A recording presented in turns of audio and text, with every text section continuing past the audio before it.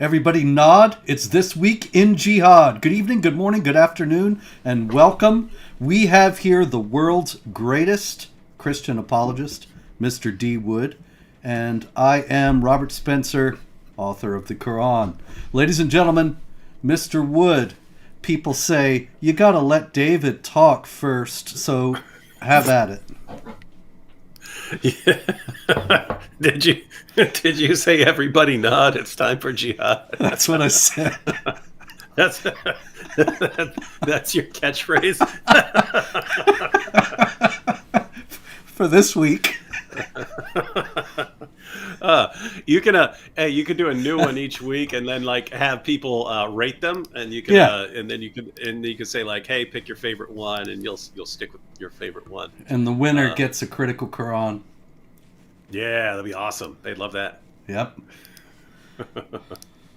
So send in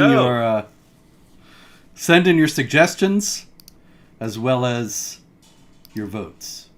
Yes, David, plenty of jihad this week. Plenty of jihad. I've even seen it messing around on, and I was insanely busy recording episodes of Muhammad's Boom Boom Room, and I saw multiple. Again, not even paying attention, but just, and certainly didn't see it on CNN or anything else like that. Just people sending me, hey, check this out. So I'm sure you're going to be talking about these, but the guy killing his parents in Nigeria. We have, hey, do you know how to pronounce the word? I don't know if you know. Well, no, I already know you know this, but I mean, British people pronounce words more stupidly than French people, right? You think that's impossible, right? But so the video clip that's going around is like Muslims attacking Hindus in, it looks like Leicester, something like that. But I know they're going to have some dumb pronunciation for that. I know there's going to be some ridiculous pronunciation that doesn't look like it at all. Why don't you guys give us a phonetic pronunciation? Those of you who are from there, tell us how to pronounce this word, and don't be messing with us and saying, "Oh, it's pronounced slubglob" and stuff like that. If we I'm gotta not know how to pronounce this. David, actually, if I'm not mistaken, I do believe it's Leicester. Yeah, Leicester. Yes, That's what I mean. Does it look like Leicester? Hey, British people, Leicester is Lester. That's how you spell Leicester. Yes. And unless you're French or British, in which case you'll put like 20 extra letters in there. So anyway, in Leicester or wherever it is. Hey, wait, Andrew Martin said it looks like Leicester. That's right. Leicester. That's actually how you say it, Andrew? Is that how you say it? Do you pronounce it Leicester? Am I pronouncing it? No, Leicester. There we go. It is. I thought it was Leicester. See, now we're getting conflicting reports. See, they don't even know how to pronounce their stupid words. Yes. All right. You know something? Actually, I know this from jazz. I just remembered that because of course you know the jazz classic, Lester Young's showpiece, Lester Leaps In. And so there was a live album not too long ago of a couple of very free jazz avant-garde guys playing in this Leicester, and it was called Leaps in Leicester, which was a pun on Lester Leaps In, but it only works if that's how you pronounce the word. So yeah, Leicester. I would mess with that word differently if we're talking about Islam. I would rhyme Lester with molester, and all right, Mo, Lester, right? And then you could talk about Muhammad there. You could talk about the grooming gangs. It's like a whole world of possibilities. So if Muhammad lived today, or if he ever lived, and lived in England, he would live in Leicester. Mm-hmm. Mo from Leicester. And they would call him Mo Lester. All right. Yes, we have a call tonight from Mo in Leicester. He said Allahu Akbar. And anyway, yes, in all seriousness. And married a 6-year-old. Quite a lot of unrest in Leicester this week as apparently it was over the Asia Cup. I'm not even sure what sport that is. I guess soccer, football in Leicester. And they were fighting but it started to be this sectarian thing with Muslim mobs attacking Hindus and attacking Hindu-owned properties, which is something that we see in India and in Pakistan as well. But now with mass migration, we're here. It's in the UK, in Leicester itself. Wait, so that was over sports? I assumed it was over like them mad at someone in India making fun of Muhammad, and because we've seen this over and over again, where if one person from one group does something in one part of the world, it's supposedly fair game to attack anyone from any related group anywhere in the world. We've seen that over and over again. Look what Israel just did. Now we go attack Jews and so on. And so, but man, that's even more messed up. If it was over. Yes, apparently it's a cricket game. Cricket, yes. Do you know what cricket in is? Leicester. Do you know what cricket is? It's like baseball, only weird. That's the one with a flat bat. For some reason, for years when I heard them talking about cricket, I thought it was croquet. You know that backyard game that people play. Yes. And then I saw them swinging an actual like flat bat one day, and I was like, "Hey, what is this?" Anyway, yeah. You know, I was actually back in the old days. I was in London and went into a pub, and everybody was watching. Everybody's intent on this cricket match that was on the telly, and it was 538-0. And I thought, well, you can hang this one up. But they were all saying, no, it's close. This is very close. 538-0. So, okay. I don't pretend to understand cricket. Well, at least they get some bigger numbers than soccer, where it's like 1-0, and that's a blowout. Indeed. Actually, in the strictly organized categories this week, the mob violence in Leicester, with according to one witness, gangs running riot, escalating attacks on Hindus, innocent Hindus terrorized in their own properties, attempts to stab, and rampant vandalism of Hindu properties. That is just one of many, unfortunately, violent jihad incidents this week. And so, in keeping with our organization, we can go over to Egypt, where 2 Coptic Christians, Salama Musa Wahib and his son Hani, were shot dead by Islamic State jihadis in Sinai, in Al-Qantara Sharq in Midwest Sinai. They were working in their fields in farmland which they own in that area. And so this is just a gratuitous attack on the part of the Islamic State jihadis. These people were killed because they were Christians. There is just no other explanation that can be given. I check. I go to multiple news sites every day, whatever else has happened. It's like one of the first things I do when I get up, and then multiple times per day. And I didn't hear one word about that. You're the first time hearing about it. But I guarantee you this, if it had been Christians shooting Muslims out there, we would have heard about it. It would have been trending everywhere, and it would have been a global news story about the persecution of and problem of Islamophobia. There ain't no doubt about it, David. And there's more like that. I'll bet you haven't heard this one either.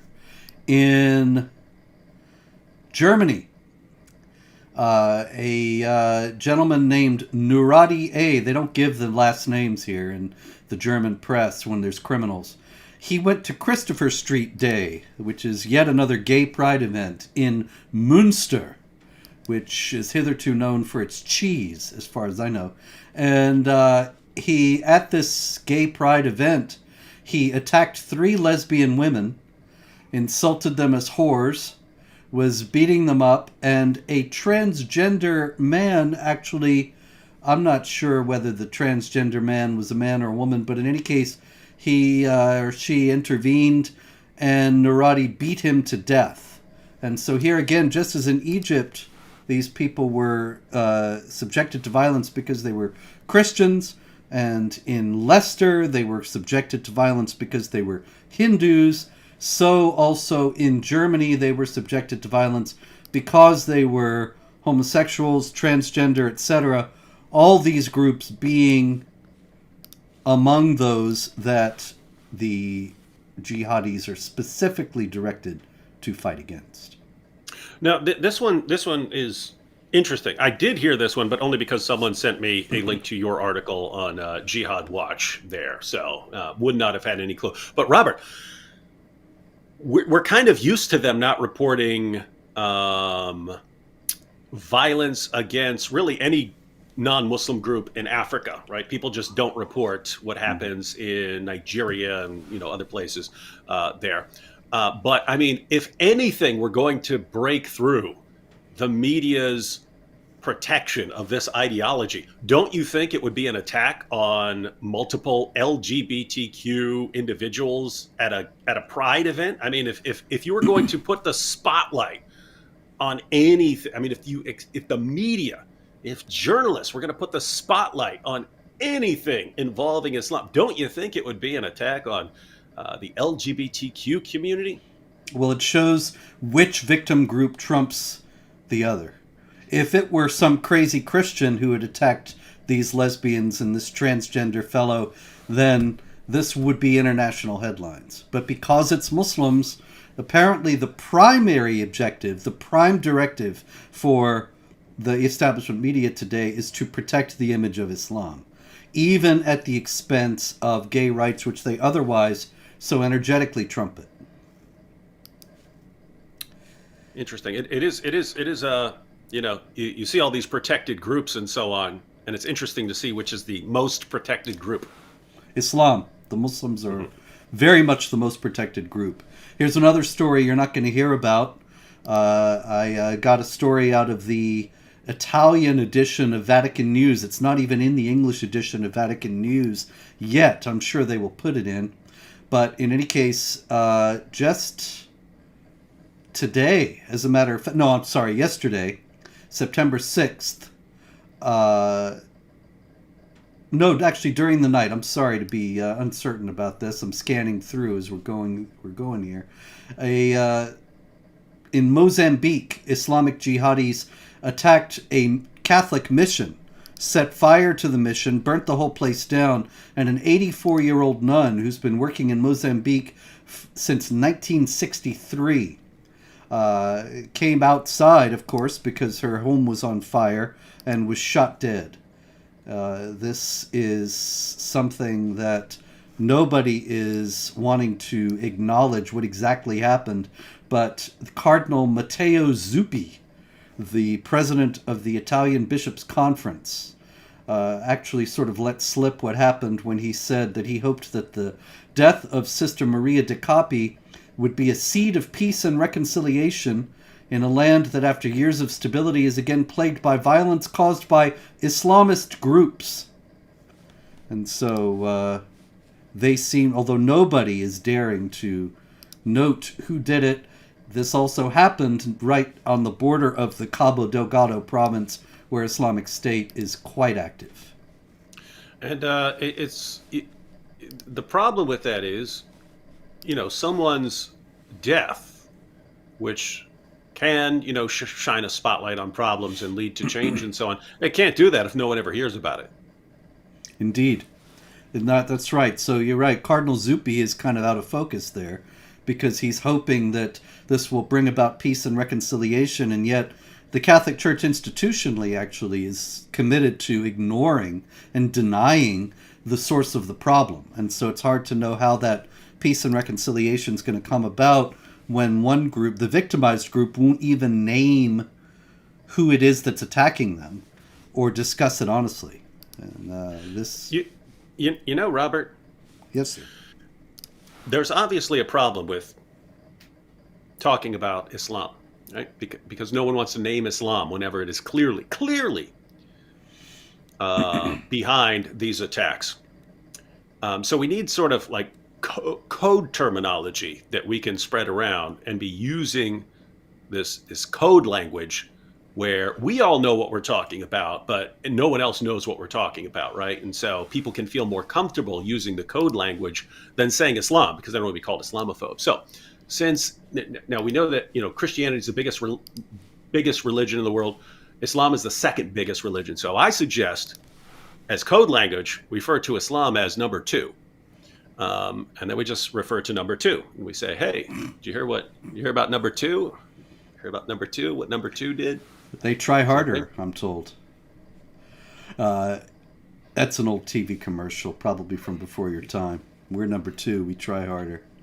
Anyway, yes, that may well do it, but I suspect that people would figure out what was being referred to, and the whole thing would change again.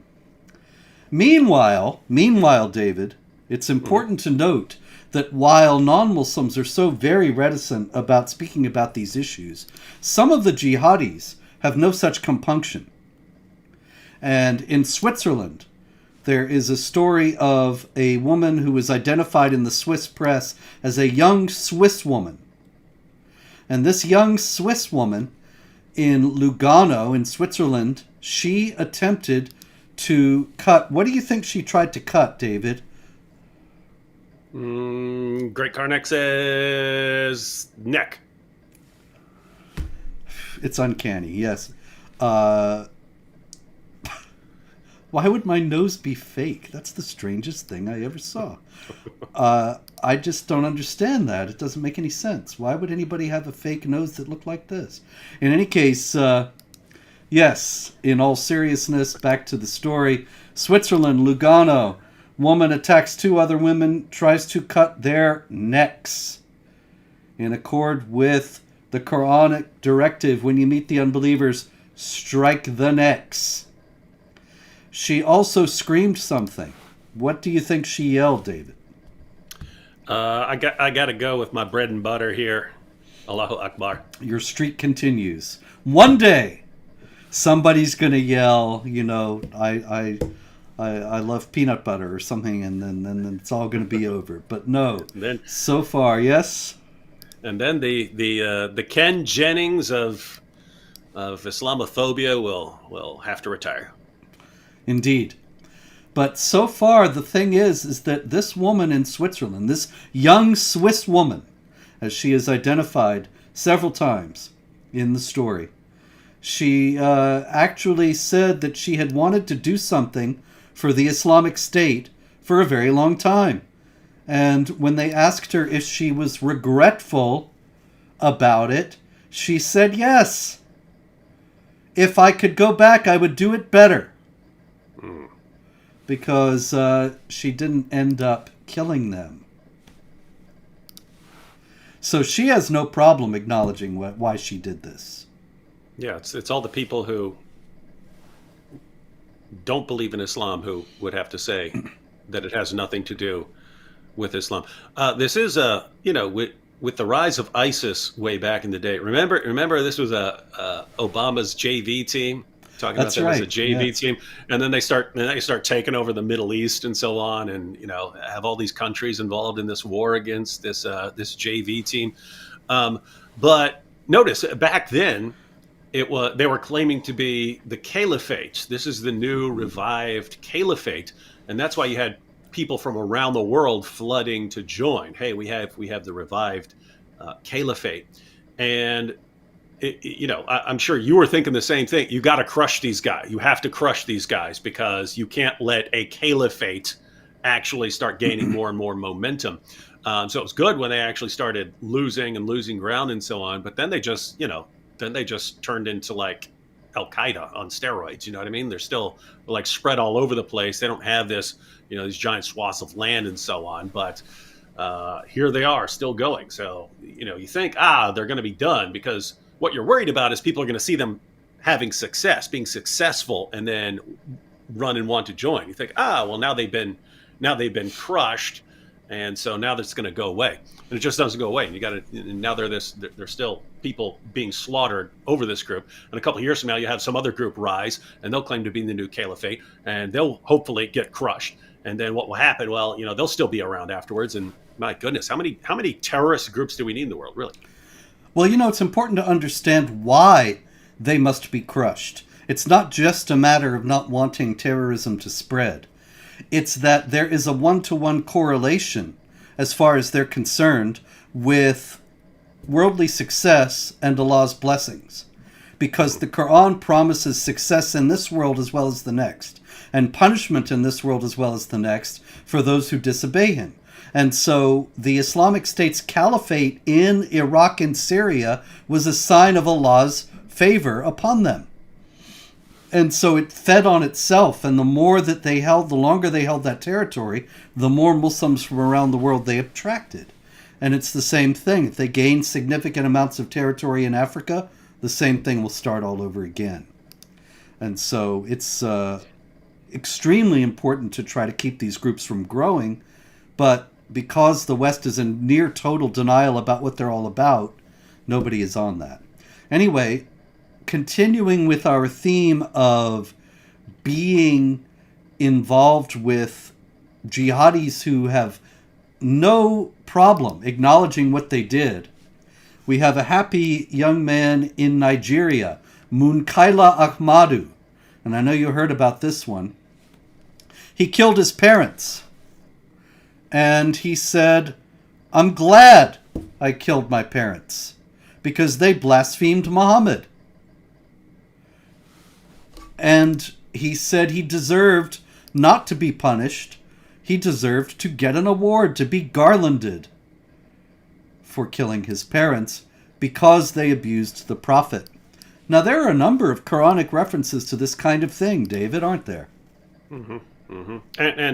And hadith passages as well. Indeed. Saying that if you have a father or a mother who is an infidel, you owe them no allegiance, you should cut them off. As a matter of fact, Abraham in chapter 60, verse 4 of the Quran, tells his father, "There will be enmity and hatred between us and you forever until you acknowledge Allah." So this fellow is just going on Quranic directives. And in Sunan Ibn Majah, Muhammad told his followers, carry out Allah's penalties even against your own family members. And so you had that. And then as far as this guy just, doing it vigilante style, not with the actual government, Sharia compliant government carrying out the penalty.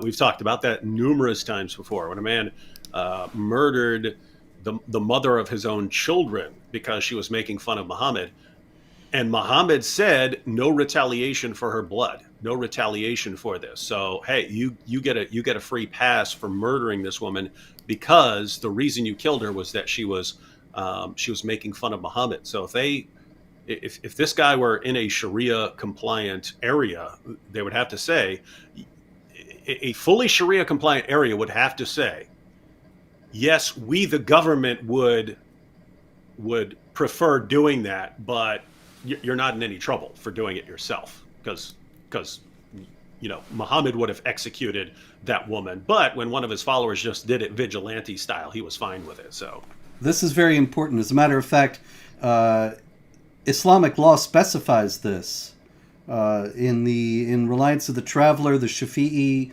Manual of Sharia. It specifies that the punishments of Allah are to be carried out by the lawful authority, but if the lawful authority isn't doing it and an individual Muslim carries them out, there's no penalty. And as a matter of fact, there are Allah's blessings. So we have a couple of stories there about Muslims waging jihad and being glad about it. I think that's a good transition for us, David, into the ever-present stupid infidels section. And that involves infidels not knowing, not wanting to know what jihad is all about, having it staring them in the face and ignoring it. I think the winner for that this week in this category is a police officer in Cleveland, Ohio, named Ismail Quran. And Ismail Quran is an award-winning police officer in Cleveland. He has been decorated for his valuable service, and he also used to be active on Twitter. And I have to say, I'm loving this guy, right? Because it's great when Muslims, people complain about failing to integrate and things like that. It's great when you have Muslims joining the police force or getting into politics and showing that they're just like the rest of us. So kudos to this guy. Yes, kudos to Officer Karan. And Officer Karan spent his off hours whiling away the time on Twitter, railing about the Jews. Oh, my goodness. As he called them, the scumbag Yahudi. And he said, "Let me salute Hitler the Great." This actually was years ago, and it only came to light recently, whereupon he was investigated, and the results of the investigation were announced several days ago. Officer Karan will not be disciplined and will keep his job. So now we're finding out about, we talk about cancel culture where, some tweet you posted at some point can actually get you canceled. Not if you're a Muslim, apparently. If you're a Muslim, it doesn't matter. You could be calling for, genocide against Jews and be a police officer, and you're okay, apparently. See, Yep. I can't even give this dude a compliment without you ruining it by, talking about him being an anti-Semitic creep. Well, he is what he is, David. Unfortunately, he did not seek my advice before tweeting, or his. I'd be happy to run his Twitter account for him, but he hasn't offered. I just want to offer Officer Karan right now. I'll be happy to take over his Twitter account. Should he wish, it might change a bit in its editorial content, however. Hey, it'd be funny. It'd be like if they're so eager to show that, they're fine with whatever this guy does, that they give him a promotion and he becomes Captain Karan. Captain Karan, I love it. Yeah, wouldn't you like Captain Karan with a running red your cape, police force? a green cape. Yeah. No, I'm thinking of Captain Caveman. You remember Captain Caveman? This club. Captain Karan!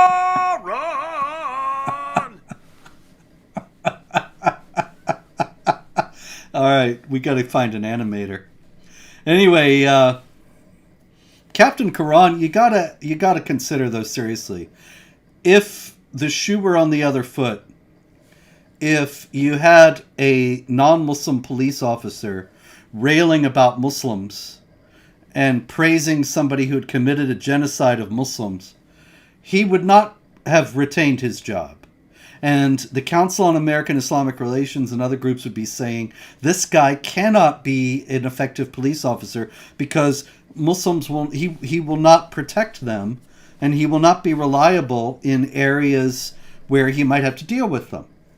But the same thing goes for Jews in Cleveland now. And yet that doesn't seem to be a consideration. And by the way,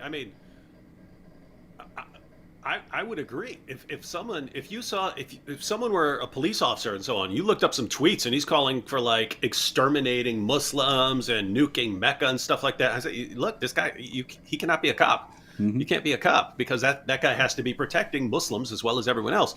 And you can't trust someone like that. It's true they may have changed and stuff, but you don't know that. And so you just say, okay, there are a lot of people in this country. We can find someone else to be a cop, just not that guy. That guy can do something else. Yep. But you can be that way. Apparently, again, we're finding the hierarchy here, because if it were, let's say, a Christian, white Christian or something like that, who was saying that about Jews, that person would lose his job. But Muslim, nope, you're higher up on the hierarchy here. Once again, I don't think there's any group that's higher than Muslims. I got another story that illustrates that out of New York City. A Brooklyn cab driver, Farouk Afzal. And Farouk Afzal was driving along back in 2018 in his cab, and he saw a Hasidic Jew walking along on the street. He swerved his cab to try to hit him with his cab, but his victim ran away. So Afzal then drove toward another Hasidic Jew, got out of his cab, ran after this man, and struck him. And then chased him into an intersection and is beating him. There's video of this. Beating him in the middle of the intersection. ultimately, he attacked a third man, another Hasidic Jew, who tried to intervene. So, this is a Muslim cab driver who, totally at random, gets out of his cab one day and tries to brutalize 3 Jews. He was convicted the other day for assault, for unprovoked attacks. He was convicted of second-degree attempted assault, third-degree assault, and third-degree menacing. But David, he was acquitted of hate crime charges. Now, the implication of that is that he could have just been picking these guys at random. It just is total coincidence that all 3 of them were Jews. Do you think it was coincidence? Well, it always is, but I mean, at least this guy was convicted of something. The way these stories have been going, I thought, the Jews were going to call the cops on him, and the cops are going to be like, "Oh man, does this guy need a job?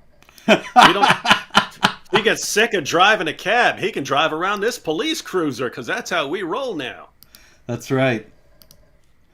You never know, really. In Australia, we have more dumb infidels. They're starting to become the dumbest down there, and that's saying a lot. When you've got France, Great Britain, Germany, and Canada on the list, and Australia is starting to sound at least as dumb. We got problems.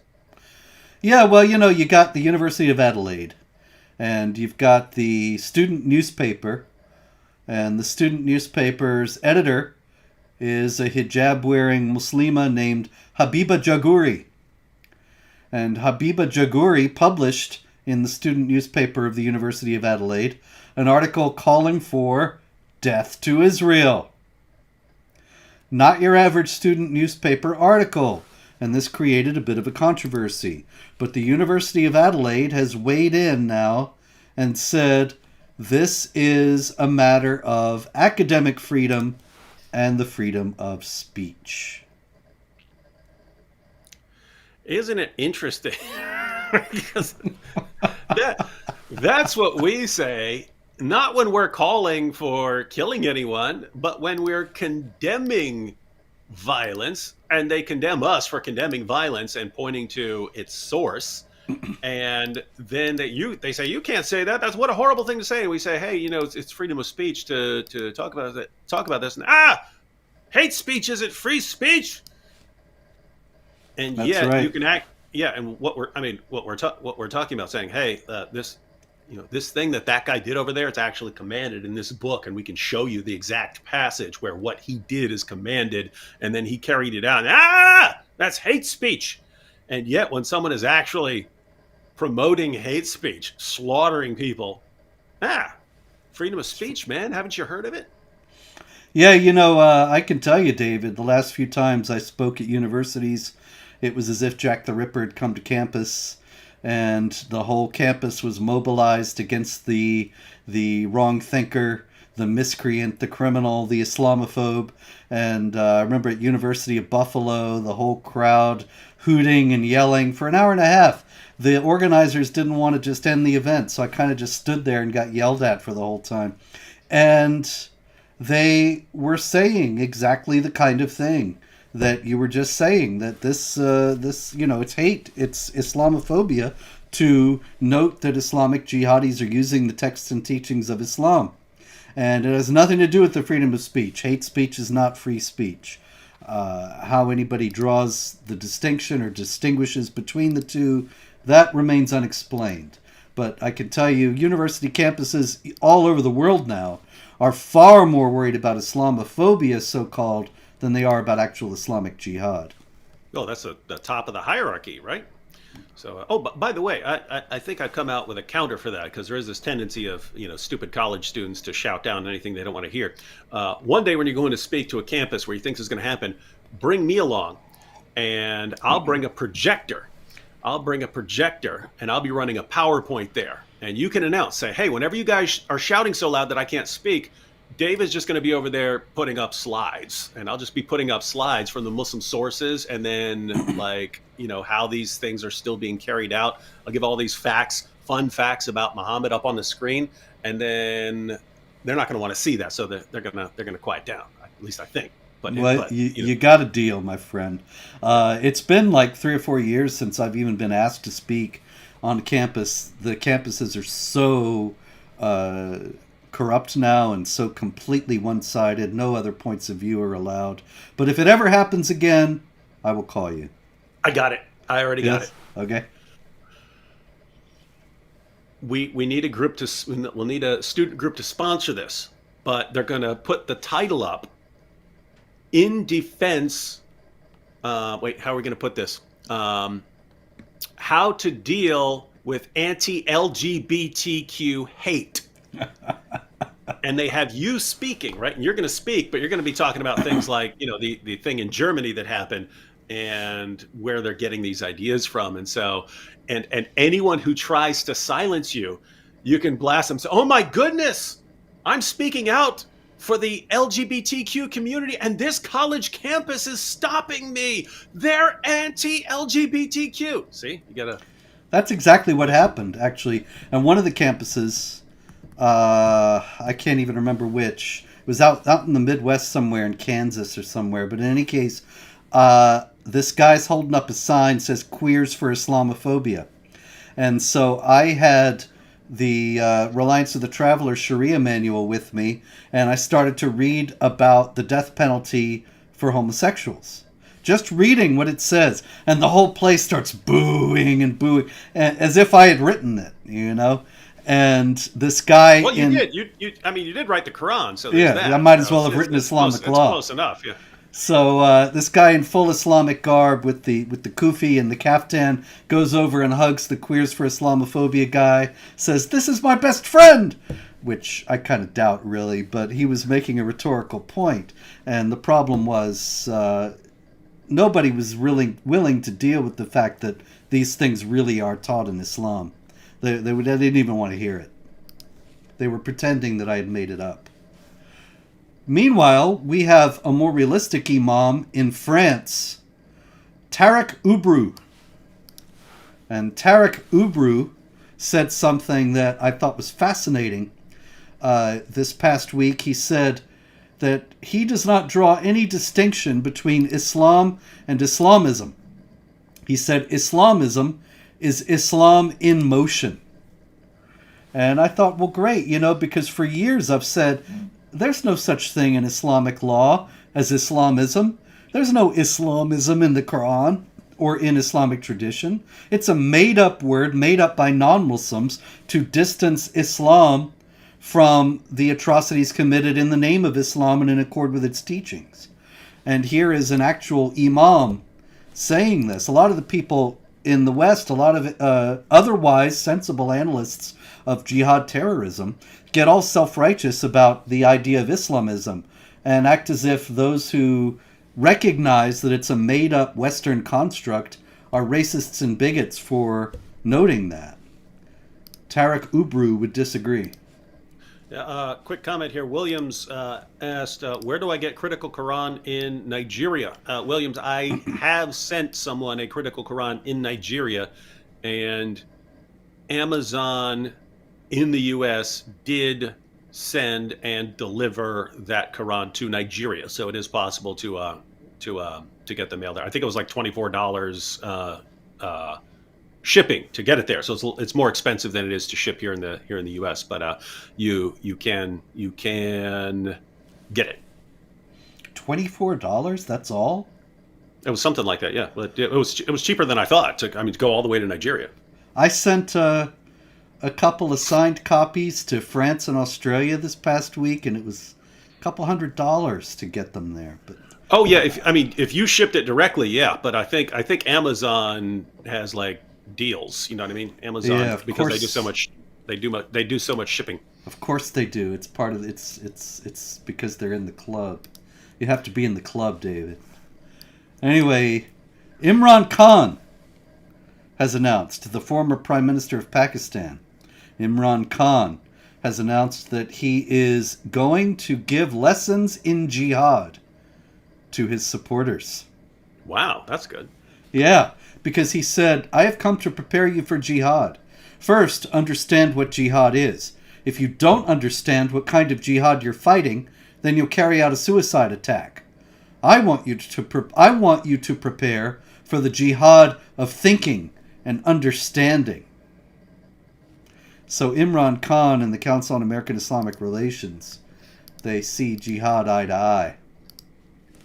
Well, that's interesting because Muhammad was asked, hey, what's the best kind of jihad? And he said that of a man whose blood is shed and his horse wounded, right? So he's talking about the jihad you fight in battle. So these guys are, even, according to Islam itself, they're talking about an inferior form of jihad. So do you think maybe Imran Khan needs jihad lessons? Or is he just trying to deceive the unbelievers? Yeah, I think he's trying to deceive the unbelievers. I'm going with that one. I think you're probably right. After all, he wants to be prime minister again. He doesn't want people to think he's some kind of jihad terrorist. They have some sort of entire like government agency there just to block my videos. Is that right? Okay. Yeah. YouTube will block it in a country if it's a request from the government itself. And I was getting those all the time. Sometimes I get like 10 or 12 at a time. They couldn't block your entire channel for some reason. YouTube would not block your entire channel. They had to request it on specific videos. But it'd be like, I'd get like, 6, 8, 10, 12 at a time takedown notices, YouTube saying, because it's the government of Pakistan saying that your video violates Pakistan's law, therefore we can't show it there. Can you imagine there was some guy sitting in an office in Islamabad and his job was to watch your videos? I'm the chief executive officer in charge of banning David Wood videos. Now, see, there's a job I'd apply for. That's a step up from running Ismail Quran's Twitter account. All right. We have the women's section we want to get to before we go. We don't want to leave the women out of this. We have some terrible stories, as always. In Pakistan, there was a Hindu girl in a flood-ravaged area. Of course, flooding is rampant all over Pakistan right now. And he promised her food, but instead abducted and raped her.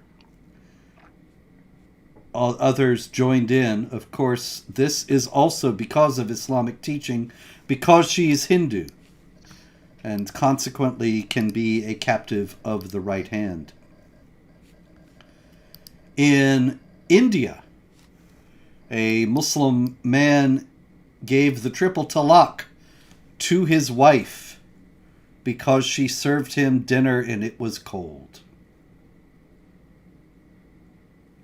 The triple talaq, of course, David, is it not based on the Quran itself? Yeah, quick, easy divorce there.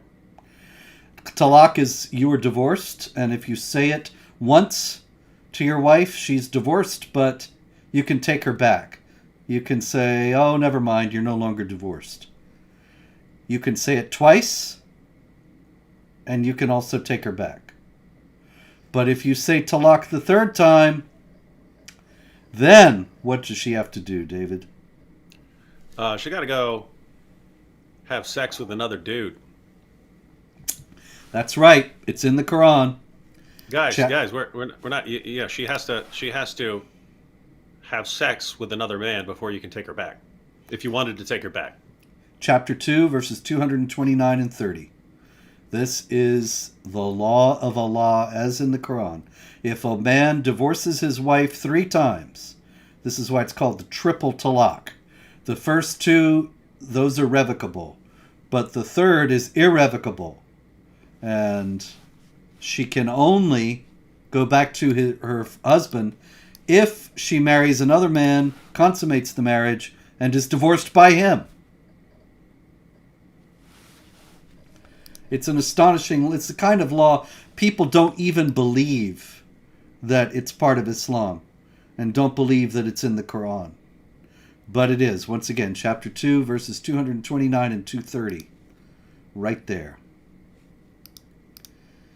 In Germany, we have a 38-year-old woman who was sexually harassed at the Leipzig market. 4 young Muslim migrants, Syrians, on bicycles, surrounded her, began to grope her. Once again, they were operating on the basis of the idea that uncovered women and the captives of the right hand, they are basically theirs for the taking. In India also, a young man, a Hindu man, 22 years old, was hanged. His body was found hanging from a tree. Sunil Kumar was his name. And he was hanged by Muslims because he was carrying on a love affair with a Muslim woman. Why would that be a problem, David? Well, because Muslim men can marry non-Muslim women, like Christians or Jews, but Muslim women can't marry or have relationships with non-Muslim men. Indeed. By the way, it's evil, but it's a brilliant system, right? Like, if you, as a Muslim man, you are allowed to marry non-Muslim women, they view it as taking over the reproductive capabilities of the enemy, right? You're using the non-Muslim women to produce Muslims, and that's viewed as awesome. But you can't do the reverse. So they would frown upon that. And when Muslims frown upon something, someone dies. Heads will roll. Often literally. All right, we had another one here. Interesting story out of Iran. Of course, I'm sure you're familiar with the very courageous Iranian dissident Masih Alinejad, and she has carried on for years now a campaign from the United States to encourage women back in Iran to defy the hijab requirement of the government, even though this is something that they would do at great personal risk, risking up to 10 years in prison.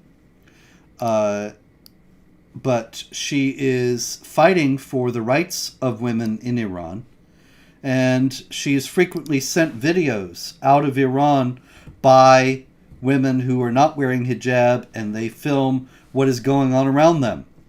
And in the video in question, a woman wearing full hijab, black, looking very much like a nun, she explains to the uncovered woman, if you don't wear hijab, then men will rape you. Now that's the rationale. That's what the Quran says. There you go. Yeah. It's the rationale behind the whole thing. Chapter 33, verse 59, that draw the veil over you so that you are not molested, with the subtext being, if you don't veil, then you can be lawfully molested. And so the idea of self-control is completely out the window. The onus is entirely on the women. And that's why if a woman is attacked or molested, then it's her fault, because it's her responsibility entirely to prevent that from happening. And so if they don't prevent it from happening, well, there are estimates that up to 75% of the women who are in prison in Pakistan today are there because they are victims of rape. And because they were raped, they're there. And the irony here is, they spread this myth, and they believe this myth that, you brought it on yourself, and yet, well, I mean, I guess you could say the same thing about what goes on. But one of the things we saw over, in the past few years was the mosque Me Too movement, where you had all of these Muslim women who were taking the pilgrimage to Mecca and talking about being sexually abused while bowing down to the Kaaba at the great mosque, at the Grand Mosque. And they were being, they are bowing down, and someone's behind them feeling on them, and so on, because of no self-control. Guess what? They're fully clothed Muslim women, and yet they're being molested. So you could say it even here. You say, well, maybe women shouldn't even be out there, something like that. But well, this is one of the reasons why women don't often go to mosque. and why there are separate entrances and a separate place for women in the mosque, and why they have to be behind the men. Because after all, what happens if the women are in front of the men at the mosque? You can't expect the guy to control himself or to actually be focusing on his prayers with some woman's rear end in his face. And it invalidates the prayer. Yeah. I mean, it depends on how fast they're doing the It invalidates the whole prayer, because if a dog or a woman passes in front of them, then or donkey. I don't know how you have all these Muslims in France and in Britain in the parks, and in France on the streets, and in Sweden on the streets, and they're doing the daily prayers. How do they make sure that women don't pass in front of them when there are women all over the cities? I really have wondered this, David. It seems to me the prayer would be completely invalidated constantly. I mean, for real. I mean, if you're doing it in a public space with people walking around, then yes, women are walking in front of you, and your prayers are invalid. What are you doing there? Why would you I mean, what possible rationale could you have when Muhammad himself says that your prayer is invalid if you pray like this, and then, hey, let's go out there and pray where we know women are walking in front of us, so that our prayers are invalid? I guess that's so they know their prayers don't count, so they can just focus on the women. It must be the Dawah idea, and the idea of showing a Muslim presence is it outweighs the possibility of the prayer being invalidated, as it outweighs so many things. Like non-Muslims are not supposed to touch the Quran, the real Arabic Quran, but you can give them one for Dawah purposes, so they can touch it if you're trying to convert them. Yeah, same thing in Times Square. I was wondering that when the beginning of last Ramadan, and they had prayers in Times Square. I've been in Times Square a million times. There are women passing by all the time. There's no way they could possibly have controlled for that. So the prayer was just a show of the Muslim presence in New York City. They probably would... Yeah, I just want to say, guys, do you understand what we're saying? Any knowledgeable Muslim, so the imam, whoever's arranging this, any knowledgeable Muslim knows these prayers do not count with Allah. You're getting no special points from Allah for these prayers. So if they know these prayers are invalid according to Islam itself, because they're bowing down and women are passing in front of them, why are they doing it? Why would they possibly be praying when it's a pointless prayer? What Robert is saying, there's something that outweighs that, just being in your face with their prayers. Well, it's very important. It's obviously a clear priority for Muslims in the West to establish a presence, to establish the idea in the non-Muslim's mind that they're here, they're not going anywhere, it's permanent. So, all over the United States, there are these huge mosques being built. You can see them mostly in Dearborn area and in northern New Jersey. But you could go anywhere and end up finding some massive mosque. And it's rare that you are going to get a Muslim population that is big enough to justify the huge mosque. But first Saudi Arabia and then Turkey are financing these massive mosques in order to give the impression of a presence, of a permanent presence in the United States. And I think these public prayers are the same idea, same core idea. All right, we did leave off a few of the violent jihad incidents, so I will go back to that. I don't believe I mentioned a terrible story of a young Christian in Nigeria, Samela Sabo Awudu, who was assaulted by 5 Muslims with machetes. He was in his quarters at the National Youth Service Corps and was murdered for being a Christian. And in Burkina Faso, there were 6 civilians, actually more than 6, but 6 were killed when a group that was coming back from working in a gold mine in Burkina Faso were attacked by Muslims. This is an interesting thing to note, that the jihadis would rather the country be poor and Islamic than deal with infidels and prosper. And that's one of the reasons why so many Muslim countries are economic basket cases, because you have something like this gold mine that is operated by an outfit called Endeavor Mining that is not an Islamic group, and so the money is not going to Islamic causes, and they are violently attacked with the idea of trying to drive them out of the area. In Iran, you may have heard about this one, David. Terrible story. A woman named Mariam Karimi was sentenced to death after she killed her husband, who she claimed she had killed because he was abusing her, and he refused to grant her a divorce. So, the daughter of this couple was forced to execute the mother for killing the husband. Now, this seems to me to be in line with the Nigerian fellow that we spoke about earlier who killed his parents, and he said he was proud. I think the idea was being reinforced that one does not owe any loyalty to parents if they are non-Muslims. And that consequently, the idea that there was no tie that they had, the daughter and the mother, and that any idea of there having some kind of a tie between each other had to be severed, the authorities forced the daughter to carry out the actual execution. Yeah, but you wonder. I'd be interested in, because that's a Shia area, so I'd be interested in. Because I mentioned earlier that in Sunan Ibn Majah, Muhammad says carry out Allah's penalties even against your own family members.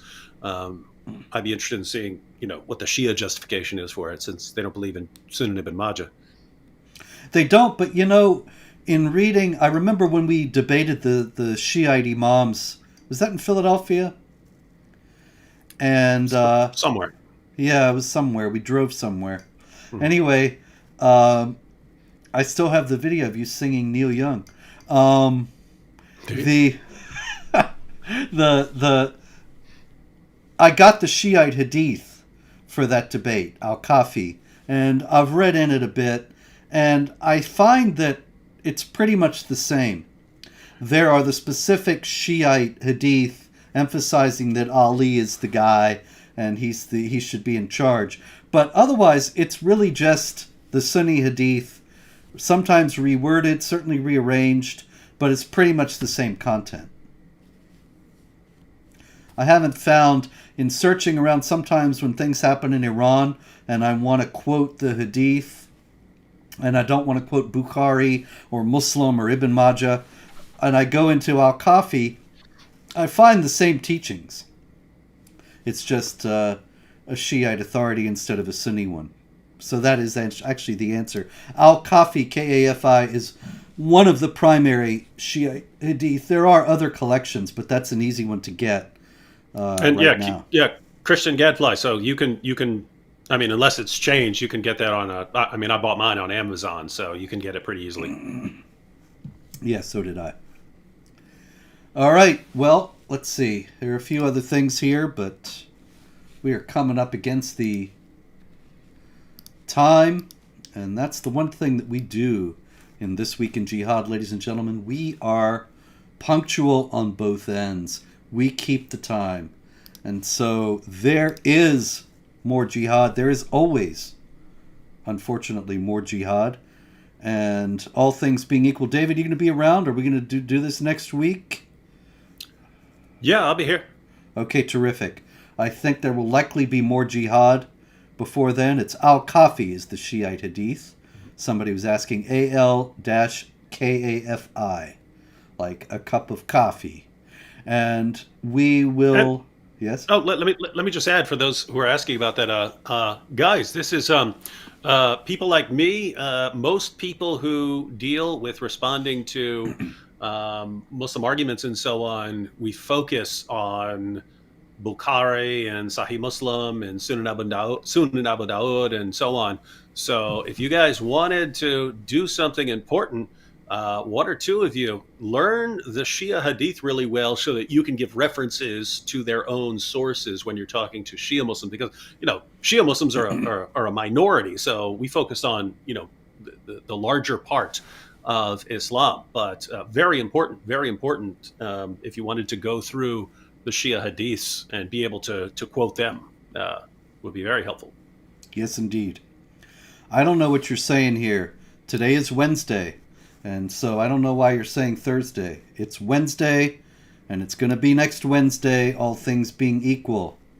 And we will keep on being on Wednesday unless there's something preventing it. But the Jihad will roll on Wednesdays. Ladies and gentlemen, thank you very much. Everybody nod. It's This Week in Jihad. We will likely be back next week with more of your Jihad favorites. Thank you, and God bless you.